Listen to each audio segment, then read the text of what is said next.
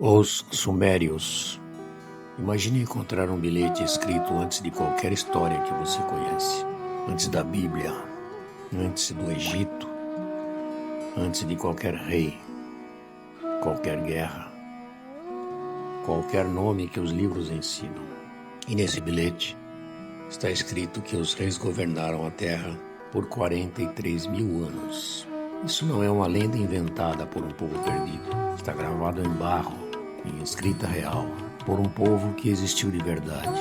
Eles se chamavam Sumérios. E quanto mais os arqueólogos cavam, menos eles conseguem explicar.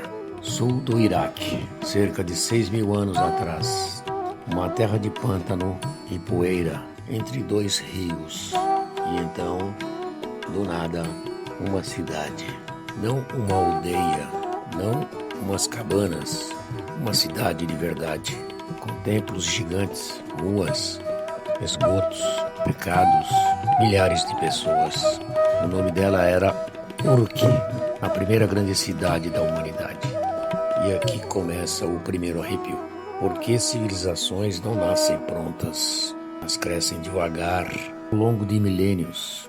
Mas os sumérios parecem quase completos, com escrita, matemática, astronomia, leis, irrigação, tudo de uma só vez.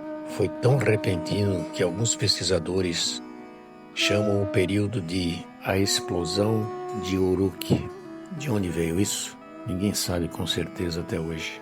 E tem algo ainda mais estranho. Toda a civilização deixa um rastro. A língua que ela fala parece com a dos vizinhos. Os ancestrais aparecem em algum lugar, mas com os sumérios, não. A língua deles não tem parente conhecido no mundo nenhum, e é o que os linguistas chamam de língua isolada. Ela não vem de lugar nenhum, não leva a lugar nenhum.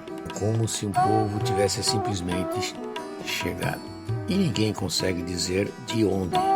Agora segura esta. Os arqueólogos encontraram um objeto que ficou conhecido como a lista de reis sumérios. É uma tabuleta de barro, é uma tabuleta de barro com os nomes de todos os reis que governaram aquela terra. Parece um documentário histórico comum, até você ler os números.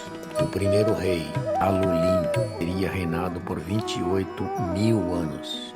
O seguinte, mais 30 mil, somando os primeiros reis, dá quase 240 mil anos de reinado.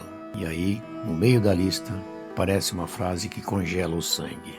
Então, o dilúvio varreu a terra. Depois do dilúvio, os números mudam. De repente, os reis passam a viver tempos normais, como se algo tivesse acontecido.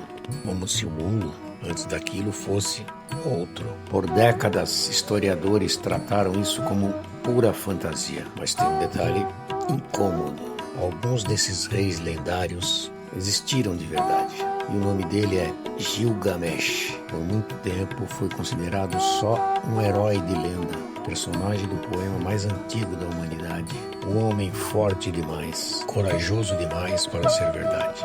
Até que os arqueólogos acharam inscrições em pedra, citando Gilgamesh como um rei real da cidade de Uruk.